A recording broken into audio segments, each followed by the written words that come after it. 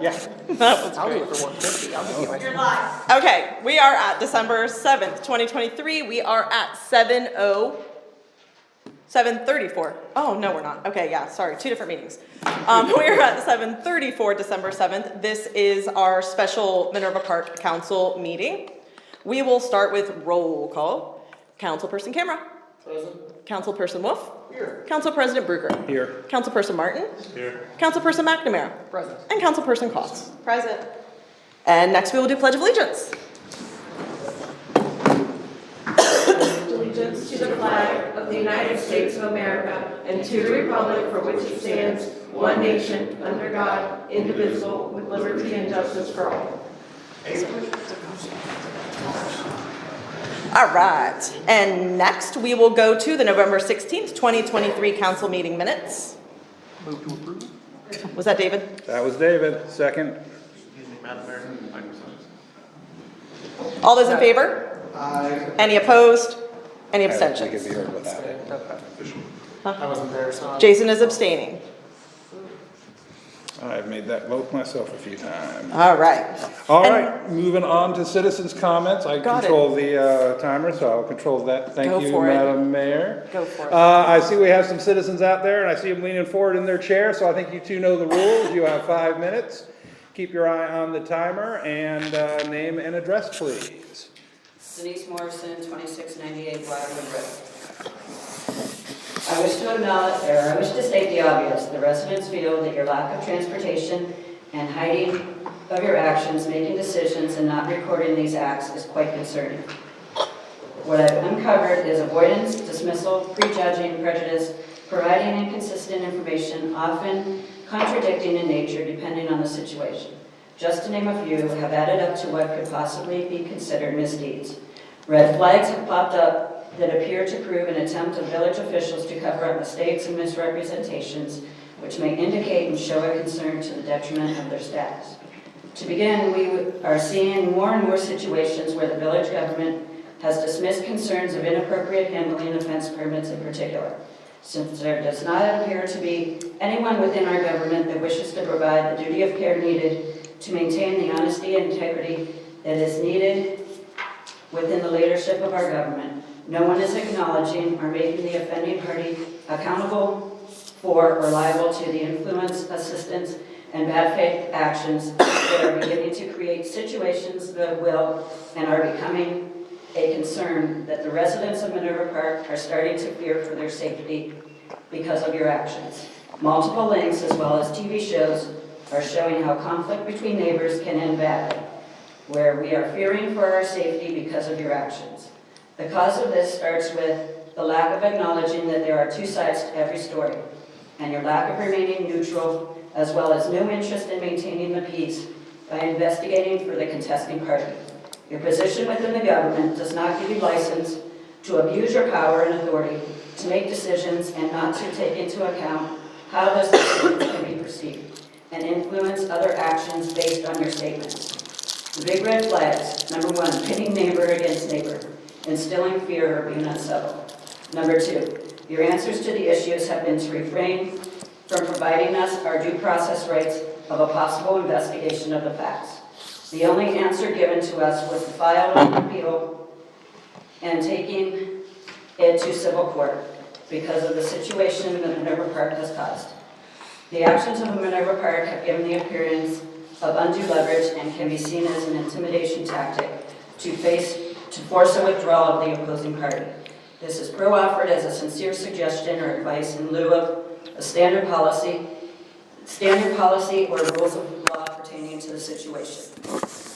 Number three, the increasing numbers of disputes between the neighbors appears to be caused by the government interpretations or lack of interpretations, as well as refusing to see where the problem actually lies. I am sure that Franklin County and the National Bar Association would be curious to hear how and why these disputes and civil lawsuits are multiplying. The civil court frowns upon frivolous cases and requires the municipality to do their job.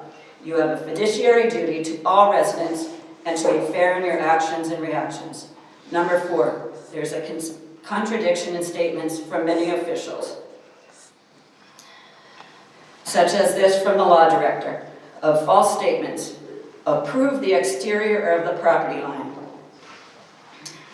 As long as we continue along the lines of prejudging residents when confronted and not look at the issue at hand, there will be an extreme detriment with regards to the level of trust of Minerva Parks government administration. With these concerns and conflicts coming to light, and despite the attempt to hide or conceal the dealings of the government officials, it brings me back to the topic of lack of transparency. The residents have responded to the need and realized the lack of accountability and regard for all residents within the community, and the responsibility that members of the village government have and are failing to do. This is where we come in and assist in monitoring and taking control of some issues that we find are out of compliance and are on the verge of doing something illegal, unethical, or immoral. We are here for the residents. You are supposed to be here for the residents. I would like you to accept and welcome the new addition to Minerva Park, the Minerva Park Resident Advocacy Board.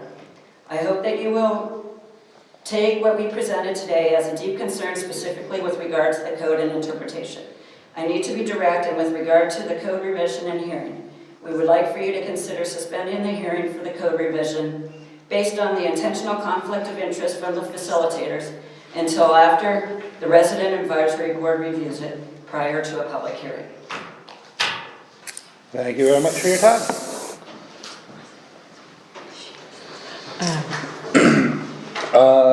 Another one, come on up. Sorry, I was confused. That's all right. 5 minutes, blah, blah, blah, blah, blah. Whenever you're ready, Mr. Benedetti. Tony Benedetti, 2937 Berry Lane Court. Even though I didn't get elected to mayor, the three things that I brought up on my Facebook post are things that I'm going to be working towards, for the next 2 years. And specifically right now, the big issue here is code enforcement. And the way it's being done it's just ridiculous. What Denise is trying to explain to you guys is about the fence that was put up in the middle of the shared driveway between her house and her neighbors. This was heard by council that was brand new. Jason wasn't there, JP wasn't there, and the rest, Brian and Mark were experienced council members, but the other ones were new to this for the most part. And the hearing was a joke, and the appeal hearing, and that what it was is Eric Fisher explaining to council why he feels that he made the right decision with regards to the fence being put up in the middle of a shared driveway. The thing that you guys don't understand and haven't been presented is that there are multiple surveys that say that this fence on both sides of the house are on the neighbor's property, both sides of the house. There is a survey that you haven't been given because Eric withheld it from you. This is what's called perjury to a certain degree. When you withhold information that is a public, it was obtained through public records requests, these surveys. Now, I've been coming here for years and asking questions and hoping that you guys will respond, and you don't do it. You just listen to the people when they come up here and then go on about your lives. Well, these things, as trivial as it may seem, the code, when it comes to where you're allowed to put a fence, these affect people's lives in sometimes a very dramatic way. And that's what's happened here, is that the council and the village made a mistake by approving this fence. And instead of telling the people that that their fences are on their neighbor's property, you said, go take it up in civil court, require them to spend thousands, if not $10,000 to rectify this situation, that council is perfectly capable of addressing this issue if you would listen to what's happened here. So what you really need to find out, guys, is let's see all these surveys that have been mentioned. You guys, you leave the meetings and you don't talk about it again.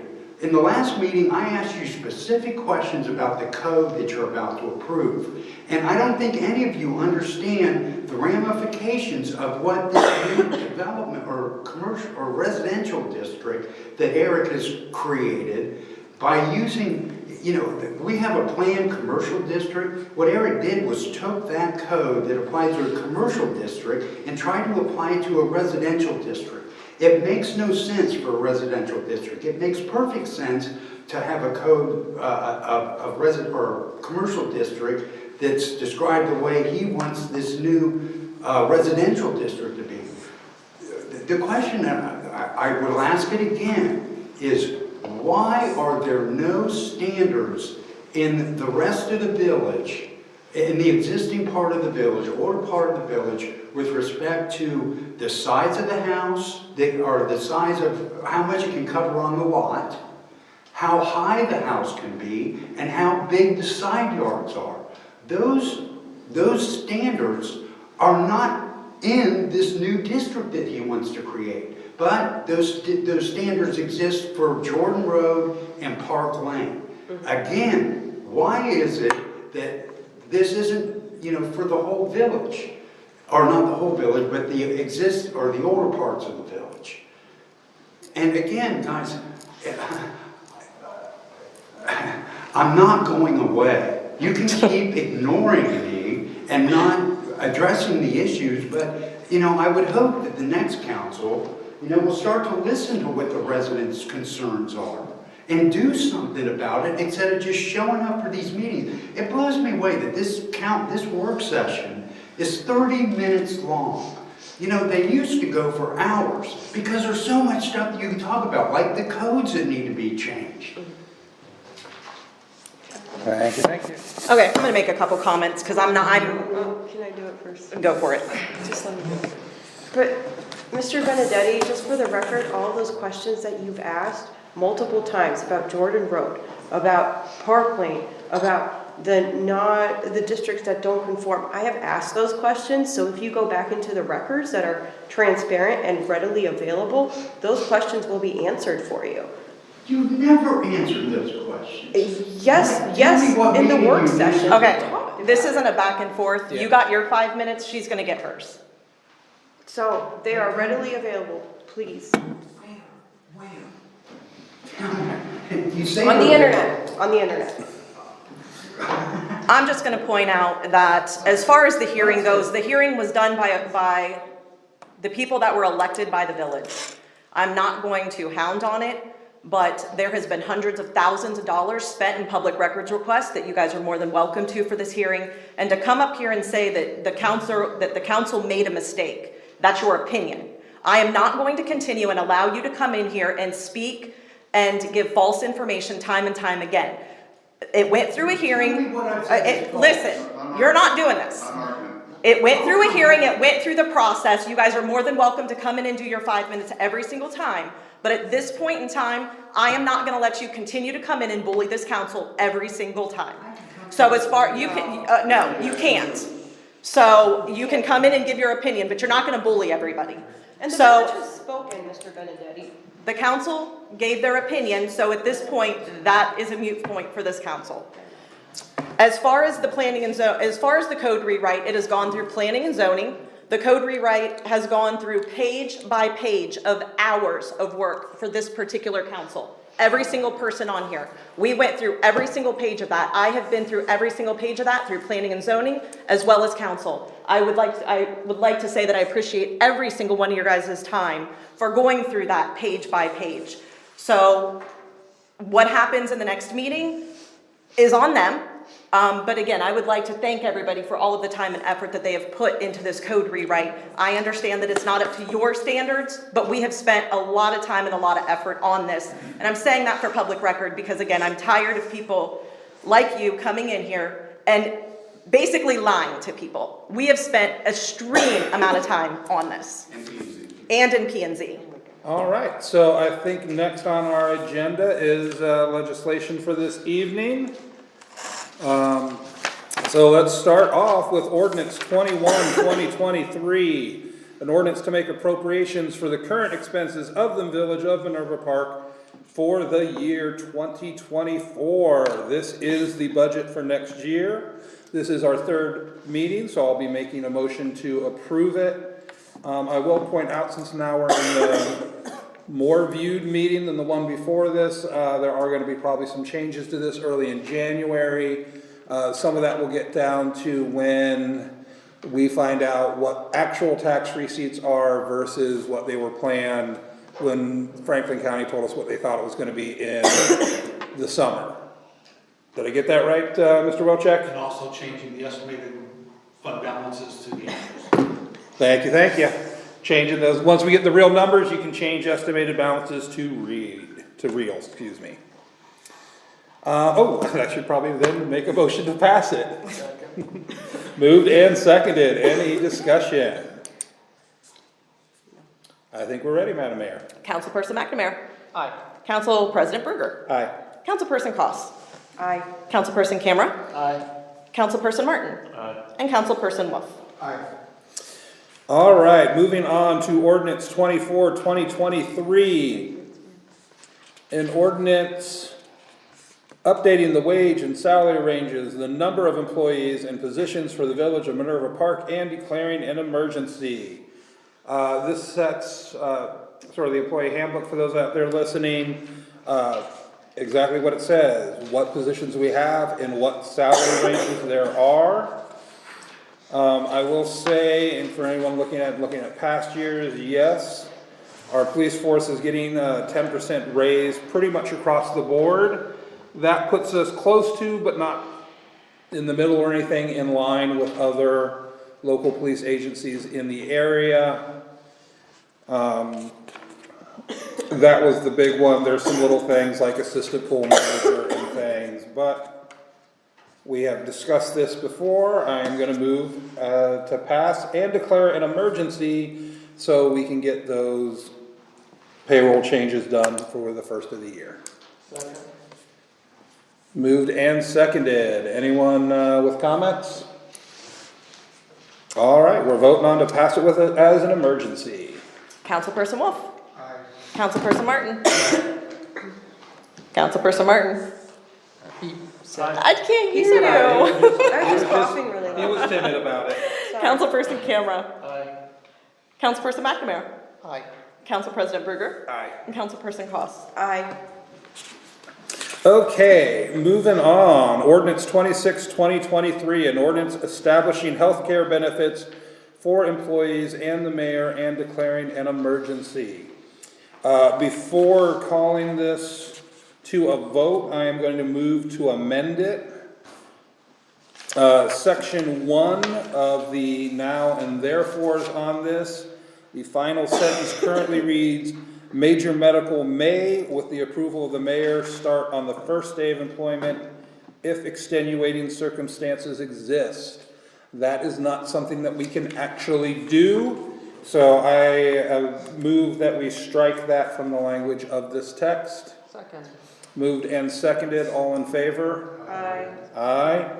All right, now we will move to passage of ordinance 26, 2023 as an emergency as amended. Second.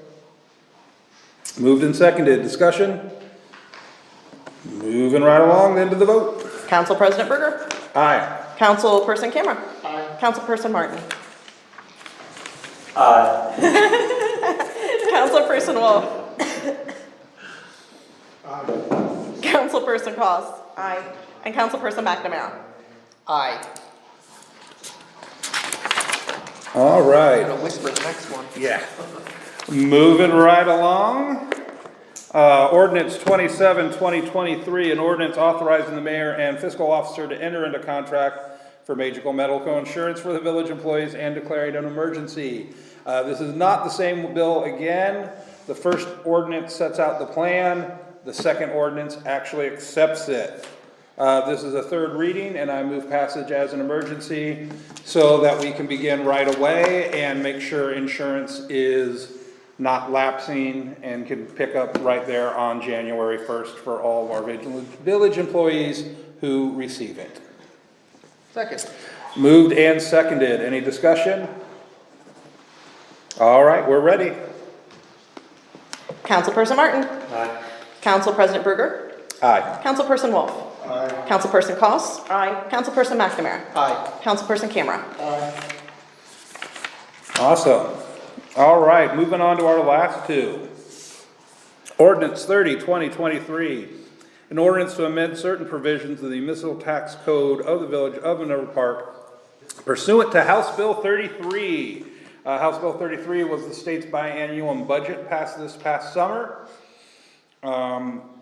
We have to make some tiny tweaks in our tax code to match their tweaks because we are a statutory, not a chartered village, and that is a second reading. Moving on to ordinance number 31, 2023. An ordinance amending part 12 and 14 of the codified ordinance of the Village of Minerva Park and amending the zoning map for the village. This is the second reading on this. I will point out to anyone out there, I believe 6:45 next Thursday is the public hearing on this. It is on the agenda to be passed next Thursday after that meeting during the regular council session. If you have something you want to say about it, next Thursday, 6:45, right here at the municipal building is where you need to be. And that ends legislation. Thank you for all of that, and we will move to old business. Real quick, this Saturday from 11 o'clock to 1 o'clock, right here in the municipal building, we have a children's Christmas party. It is being put on by MPCA. There is no charge to come and attend it. If you want to help out, I know Sarah Contiato, if I'm saying her name. I can never pronounce people's names. Thank you for the help. Would love it if you get here. You know, you want to swing by at 10 o'clock and help set up, or swing by at 1 o'clock and help clean up. That'd be great. I heard there's a special guest. Ah, yes. I wonder who that could be. All right, moving on. I'll be here. No, I'm just kidding. I actually might not be. MPCA has got a big weekend this weekend, so if you had nothing else going on this weekend, now you do. This Sunday are carriage rides, and there are still a few slots left. You can go to mympca.org and sign up for those. I believe you do have to be a member to get a slot, or that was just last year? Do you? Oh, no. No. They opened it up. They Resident. did priority seating. They did priority for MPCA members. Now everyone who is too cheap to pay $20 a year to be a member can sign up and go on them too. That was a good plug. Yes. I mean, it was a good plug, if nothing else. All right. That is- Does anybody else have anything for old business? This is kind of a mix of new and old, so I'll do it in between. On Monday, I had a hopefully productive meeting with our state representative. We are exploring different avenues, admittedly, some of them may be Hail Marys towards finding funding options for our lake restoration project. So I will report back with what I have when she and her legislative assistant do their magic. So hopefully I can report back positively in the near future. Awesome. The only thing I have is January 8th should be the start of the Jordan Road project. And one last thing for the old business. Go for it. December the 16th is the last day for leaf pickup, so please make sure that you have all your leaves raked out this next following week. What day is that? December 16th is the Sunday. Because he will not be here on Sunday. So I'm going to remind everybody. That week. It will be that week. So my guess is you better have them out this Sunday because he will be here. Christmas. Yeah, he will not, and I will first apologize because I'm usually the one that does the calendar and I have no idea why I would have put a Sunday down there for that because he doesn't work on Sundays. My guess is he will be here that Tuesday or Wednesday before the 16th. So my suggestion is have him out Monday, and you won't miss it. And other than that, you've had however many other weeks to get him out there. That's the nice way of saying, I feel quit procrastinating. personally attacked. That's my way of getting Sienna to go do it. All right, any new business? I got nothing. Move to adjourn. All in favor? Happy Hanukkah. Oh, yes, first night of Hanukkah. There you go. All right. New business. That was new business. I believe that is old business. Okay, actually. Brian, About 2,200 years. did we Yeah, adjourn? Tommy started his Hanukkah. Did we adjourn? Yes. Yeah, we adjourned.